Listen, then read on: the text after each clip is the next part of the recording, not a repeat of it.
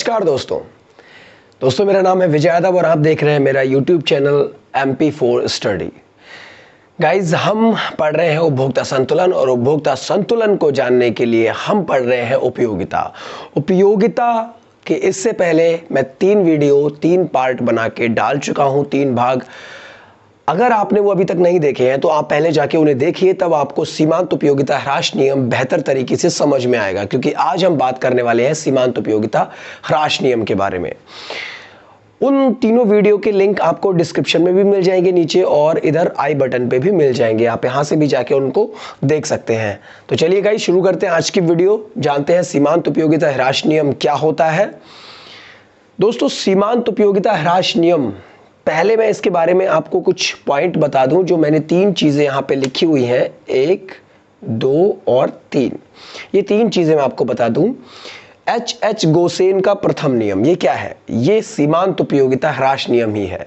कई बार board exam में ऐसे ना पूछ के कि सीमांत उपयोगिता ह्रास नियम की व्याख्या कीजिए, ये पूछ सकता है कि H गोसेन का प्रथम नियम की व्याख्या कीजिए। H गोसेन का प्रथम नियम क्या है? गाइस, H गोसेन जो थे, H गोसेन ये जो थे, ये एक अर्थशास्त्री थे और इन्होंने ही सीमांत उपयोगिता ह्रास नियम का प्रतिपादन किया था। इसीलिए इस नियम को H गोसेन का प्रथम नियम भी कहा गया। ठीक है, बहुत ही इंपॉर्टेंट चीज़ है, इसको ध्यान रखिएगा, नोट कर लीजिए इस बात को। H गोसेन का प्रथम नियम इसको कहा जाता है। दूसरा, इसको सीमांत उपयोगिता ह्रास नियम कहा जाता है, जैसे कि ये नॉर्मली इस नाम से जाना जाता है। तीसरा, इसको घटती सीमांत उपयोगिता का नियम भी कहा जाता है, क्योंकि इसमें सीमांत उपयोगिता जो होती है वो घटती जाती है। ठीक है, और सीमांत उपयोगिता हमेशा ही घटती जाती है लगातार किसी भी वस्तु के उपभोग करने से। तो चलिए, ये 3 चीजें हैं, इनको नोट कर लीजिए। H गोसेन एक बहुत ही इंपॉर्टेंट नाम है, इसको नोट कर लीजिए। इन्होंने ही इस नियम का प्रतिपादन किया था और इसी कारण इस नियम को H गोसेन का प्रथम नियम भी कहा गया। अब चलते हैं मेन मुद्दे की तरफ। इस नियम के अनुसार जब एक उपभोक्ता किसी वस्तु का लगातार उपभोग करता है, इस चीज को जरा आप पॉइंट आउट कीजिए कि लगातार उपभोग करता है, लगातार यानी कंटिन्यू उपभोग करता है, तो उस वस्तु से मिलने वाली सीमांत उपयोगिता घटती जाती है अथवा एक निश्चित स्तर पर आकर शून्य हो जाती है। देखिए, इसको समझिए, जब आप किसी भी चीज का उपभोग लगातार करेंगे तो उससे मिलने वाली जो सीमांत उपयोगिता होगी वो घटती चली जाएगी, निरंतर घटती चली जाएगी। मान लीजिए कि मैं फिर से वही एग्जांपल दे रहा हूं आपको, फॉर एग्जांपल कि आपको भूख लगी है और आप खाना खा रहे हैं, तो जब आप पहला रोटी खाते हैं तो आपके लिए उसकी उपयोगिता कम हो जाती है, सीमांत उपयोगिता उसी को कहते हैं, उसकी उपयोगिता कम हो जाती है। उसके बाद आपने दूसरी रोटी खाई तो रोटी के लिए आपकी उपयोगिता और कम हो गई, क्योंकि आपकी भूख तो शांत हो चुकी है थोड़ी सी। उसके बाद आप खाते चले गए तो एक बिंदु ऐसा आएगा, एक समय ऐसा आएगा जब आपका पेट पूरा भर जाएगा, और जब आपका पेट पूरा भर जाएगा तो सीमांत उपयोगिता उस समय शून्य पे होगी, बिल्कुल शून्य पे, उस स्तर पे सीमांत उपयोगिता शून्य हो जाती है। लेकिन अगर उसके बावजूद भी अगर उपभोक्ता उपभोग को जारी रखता है, कंटिन्यू रखता है, तो होगा क्या कि सीमांत उपयोगिता घटती चली जाएगी, माइनस में चली जाएगी, नकारात्मक हो जाएगी। अगर फिर भी वो उपभोक्ता उस वस्तु का उपभोग जारी रखता है तो उस वस्तु से मिलने वाली सीमांत उपयोगिता ऋणात्मक हो जाती है, यानी कि माइनस में चली जाती है।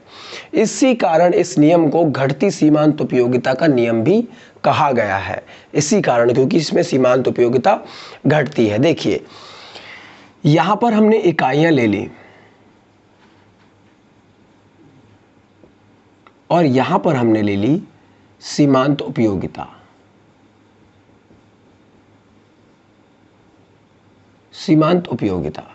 ठीक है, मैंने पहली इकाई का जब उपभोग किया तो सीमांत उपयोगिता 40 थी। ओके, दूसरी इकाई के उपभोग करने पर घटकर 30 हो गई, तीसरी इकाई के उपभोग करने पर घट के 20 हो गई, चौथी इकाई का उपभोग करने पर घट के 10 हो गई, और 5वीं इकाई का उपभोग करने पे 0 हो गई।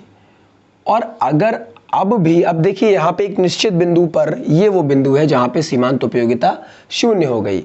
लेकिन अगर अब भी उपभोग जारी रहेगा, यानी कि छठी वस्तु का, यानी कि मान लीजिए छठी रोटी का आप उपभोग करेंगे तो सीमांत उपयोगिता -10 माइनस में चली जाएगी, ऋणात्मक में चली जाएगी। अगर आपसे बोला जाए कि सीमांत उपयोगिता ह्रास नियम को सारणी के द्वारा समझाइए तो आपको कुछ नहीं करना है, आप सिंपल वे में सारणी को बना के चले आइए, कुछ नहीं करना है आपको।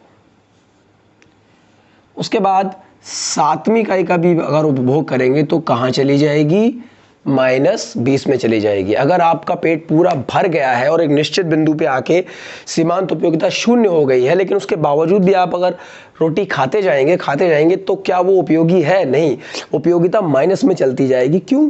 क्योंकि अब वो चीज़ आपको नुकसान देना शुरू कर देगी, क्योंकि अब आपको उसकी आवश्यकता नहीं है, उसकी उपयोगिता आपके लिए नहीं है।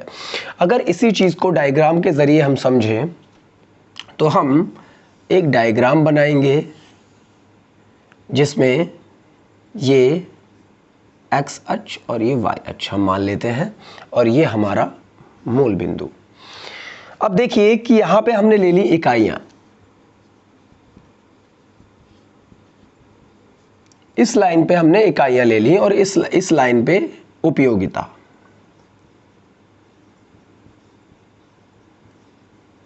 ओके, इस लाइन पे हमने इकाइयां ले ली और इस लाइन पे उपयोगिता।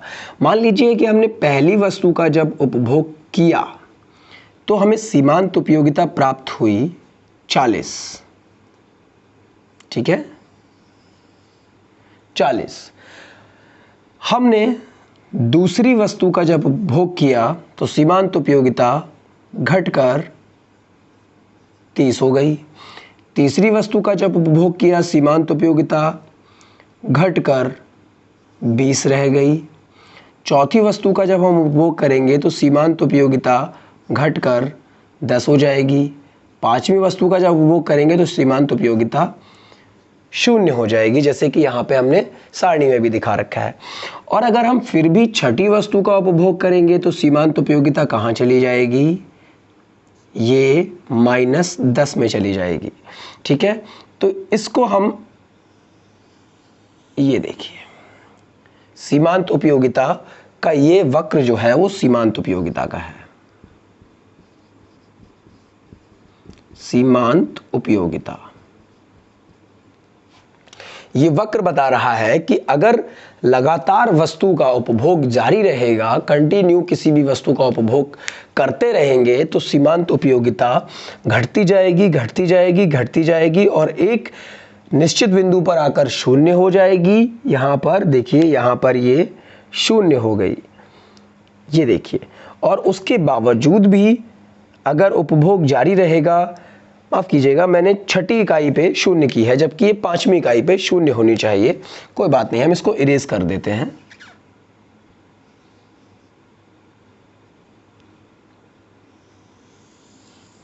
ये देखिए, ये यहाँ पर 0 हो जाएगी और उसके बाद छठी इकाई का भी अगर उपभोग करेंगे तो ये माइनस में चलती चली जाएगी, चलती चली जाएगी। तो यही है सीमांत उपयोगिता ह्रास नियम। इस तरीके से आप इसकी सारणी बनाएं, अच्छे से स्केल से बनाएं, मैंने हाथ से बनाई है। तो यही है H.H. गोसेन का प्रथम नियम जिसको हम बोलते हैं, यानी कि सीमांत उपयोगिता ह्रास नियम। इसके अनुसार जब एक उपभोक्ता किसी वस्तु का लगातार उपभोग करता है तो उस वस्तु से मिलने वाली सीमांत उपयोगिता घटती चली जाती है अथवा एक निश्चित बिंदु पर आकर 0 हो जाती है। लेकिन अगर उसके बावजूद भी उपभोक्ता उस वस्तु का उपभोग जारी रखता है तो क्या होगा, उस वस्तु से मिलने वाली जो सीमांत उपयोगिता होगी वो ऋणात्मक हो जाएगी, यानी कि माइनस में चली जाएगी। Got it? तो यही थी सीमांत उपयोगिता ह्रास नियम। अब अगली जो हमारी सीरीज आने वाली है, उपभोक्ता संतुलन की ही ये सीरीज चल रही है। अब तक हम इसमें उपयोगिता पढ़ रहे थे, अब हम उपभोक्ता संतुलन के बारे में करीब से जानेंगे। उपभोक्ता बजट सेट क्या है, उपभोक्ता बजट क्या है और उपभोक्ता का बजट सेट क्या है, इसके बारे में हम अगली वीडियो में चर्चा करेंगे। होप कि आप लोगों को ठीक से समझ में आया होगा। अगर नहीं आया तो कमेंट कीजिए। मैं पर्सनली आपको, आप जिस टॉपिक पे भी आपको वीडियो चाहिए आप कमेंट कीजिए, मैं उस टॉपिक पे वीडियो बनाऊंगा टाइम निकाल के, क्योंकि जॉब भी रहता है और काफ़ी फैमिली रिस्पॉन्सिबिलिटीज़ भी हैं, लेकिन उसके बावजूद भी मुझे समय निकालना है क्योंकि ये मेरा पैशन है। पढ़ाना मेरा पैशन है। मैं चाहता हूँ पढ़ाना लोगों को, नॉलेज बांटना मेरा पैशन है, मुझे अच्छा लगता है नॉलेज बांटना। तो एक जॉब करता हूँ प्राइवेट और फैमिली रिस्पॉन्सिबिलिटीज़ भी हैं, इसकी वजह से इतना ज़्यादा टाइम नहीं मिलता है। लेकिन आप मुझे टॉपिक बताइए, मैं उस टॉपिक पे टाइम निकाल के वीडियो बनाऊंगा ज़रूर। और गाइस एक रिक्वेस्ट और है, अगर अभी तक आपने हमारे चैनल को सब्सक्राइब नहीं किया है तो सब्सक्राइब कर लीजिए, बेल आइकन को प्रेस कर लीजिए। हम स्टडी से जुड़ी ऐसी वीडियोस बनाते रहते हैं। तो मिलते हैं अगली वीडियो में। Till then bye bye.